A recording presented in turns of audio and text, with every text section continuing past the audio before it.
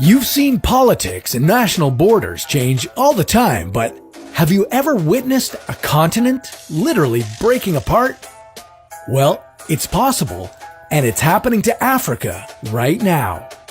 In 2005, a 60-kilometer-long stretch of the continent cracked open over a period of just 10 days, and it hasn't stopped expanding since.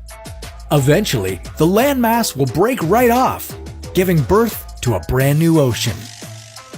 How soon will this happen? And what does it mean for the people of Africa?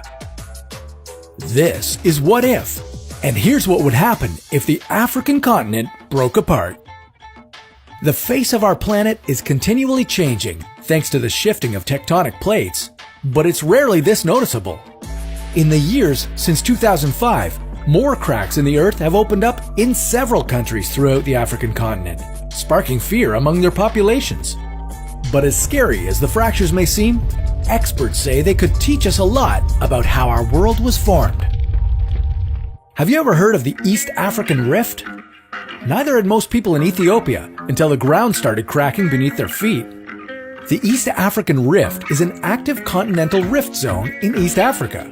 And judging by the blank look on your face, it may require more of an explanation before we go any further. Okay, so the rigid outer layer of the Earth is called the lithosphere, and it's broken up into many tectonic plates. Tectonic plates are basically large slabs of solid rock that move relative to each other at varying speeds. When these plates move apart from each other, they cause fractures to be formed at their boundaries. The land remaining in between the two plates starts to sink and forms what's known as a rift valley. This can lead to new boundaries being created between plates. In the case of the East African Rift, the African tectonic plate is breaking up into two smaller ones, the Somali and Nubian plates. So what happens when these plates completely break off from each other? Well, for one thing, we won't be around to see it. Despite the rapid appearance of the surface cracks, geologists say that the continent won't fully break apart for about 10 million years.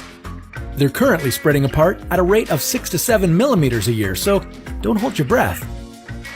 As the plates continue to pull away from each other, the Rift Valley will sink deeper and deeper, and water from the Red Sea will flood in to create a new ocean.